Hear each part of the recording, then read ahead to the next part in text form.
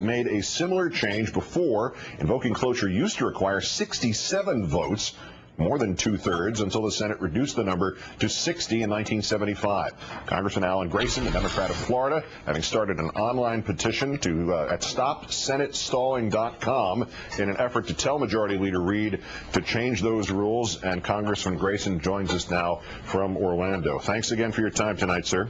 Hi, Keith. I know Congress is already in its holiday recess, but do you have any gauge on how your colleagues on Capitol Hill have reacted to your idea? Well, it's too early to say, but everybody understands the situation. The House has already passed 100 bills that are waiting action by the Senate, and this is becoming a chronic problem because the Republicans are using the filibuster rule to disable government. That's what it comes down to. In the last Congress, the 110th Congress, they've used the filibuster rule more than twice as much as anyone ever had before, Democrat or Republican, and now they're going to set a new record with the 111th Congress. This can't go on because the country has problems that need to be solved. If you were to get 30 seconds to pitch your idea to Majority Leader Reid of the Senate, your best 30 seconds, what would you tell him? What would you focus on? I think he'd be pitching it to me. I think he's pretty frustrated at this point himself.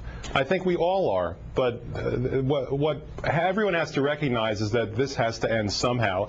Americans didn't vote for the status quo last year. They voted for change. And they're not getting it because the Republicans are acting in a very unified fashion to prevent this and to support the status quo. And that's not what America wants or needs. I think Senator Reid understands that as well as everybody. But you need to also recognize that in the past, when the Republicans wanted to pass something, they ignored the bill. We had tax cuts for the rich passing with 51 votes in 2003. We had CAFTA passing with fewer than 60 votes. The free trade agreement with Central America. We had Medicare Part D passing with fewer than 60 votes. Every time the Republicans came up against this impediment and the Democrats were asserting themselves, they rolled right over it. You heard what Howard Fineman just said about reconciliation and the prospect of doing much of the bill in the Senate that way. Is that a better alternative to changing the cloture rules essentially in the middle of the game? If we need to, that's fine, but the important thing is to solve people's problems, to give them the health care that they need, to give them the jobs that they need. Right now, the Republicans are executing on their game plan, which is to disable the government. You know, years ago they started this when they appointed lobbyists to run the government and the executive branch, and they contracted out everything to their contracting cronies, and they cut off the revenue of the government by tax cuts for the rich. Now they're following through on that with this cloture rule. It's got to end. We've got a democracy, and we need to show that that's what this is. All right, from a purely partisan view, let's say Mr. Reid went, you know, this is the best idea I've heard all week. We're going to do this. We know we can pass it. We can get it done by next Thursday.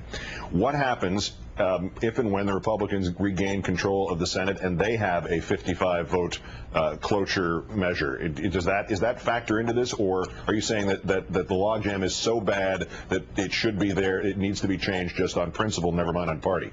It doesn't matter. We're not talking about a Democratic problem, a Republican problem. We've got a problem now with democracy. Yeah. And the problem is the House is getting its business done and the Senate simply isn't, because you've got 40 determined senators who are bent on stopping it.